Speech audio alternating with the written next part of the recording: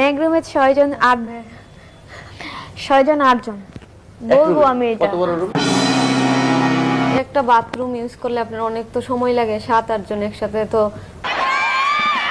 বাংলাদেশের ফুটবলে ছেলেদের চেয়ে মেয়েদের হাত ধরে সাফল্য এসেছে বহুগুণ।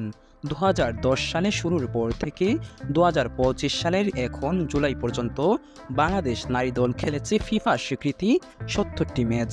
এর মধ্যে জয় এসেছে ২৮টিতে, পরাজয়ের সংখ্যা ৩১টি, ড্র ১১টি ম্যাচ।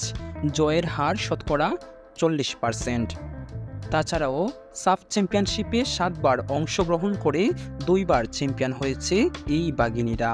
সেরা সাফল্য কিছুদিন আগেই মহিলা জাতীয় ফুটবল টিম ও মহিলা অনূর্ধ্ব-২০ ফুটবল টিম প্রথমবারের মতো এশিয়া কাপের মূল পর্বে জায়গা করে নিয়েছে। এত শুনলেন সাফল্যের গল্প, এবার গল্পের একটু ভেতরে যাওয়া যাক। ওর পিতা এখানে বসা আছে, জিজ্ঞেস করেন যে ওরা পাঙ্গাস মাছ খায় কিনা। দেশের জন্য যারা সম্মান কামিয়ে আনছেন তাদের খাওয়ানো হচ্ছে পাঙ্গাস মাছ, যেটা একজন খেলোয়াড়ের জন্য তার ফিটনেসের জন্য মোটেই কাম্য নয়। এই প্রশ্নটা প্রেস মিটিংয়ে করা হলে বাফুফের উইমেন্স চেয়ারম্যান কিরণ মেজাজ গরম করে বললেন, জিজ্ঞেস করেন ওদের পাঙ্গাস মাছ কি কখনো খায় ওরা। ওর পিতা এখানে বসা আছে, জিজ্ঞেস করেন যে ওরা পাঙ্গাস মাছ খায় কিনা। মানুষ অতটাও বোকা নয়।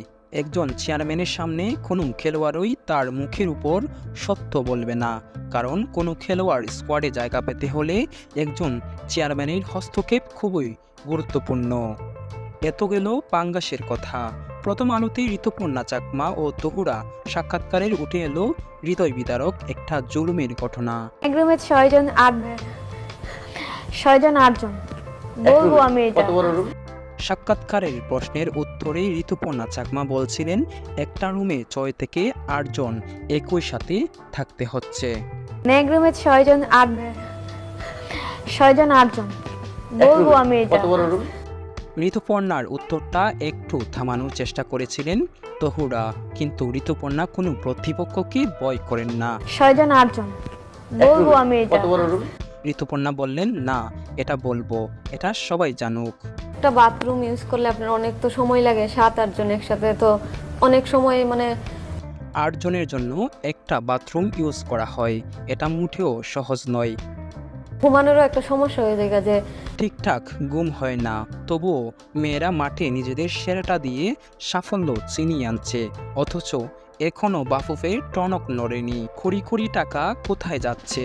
কেন নারী ফুটবলারদের প্রতি এত অবহেলা? উত্তর আছে কি বাফুফের কাছে?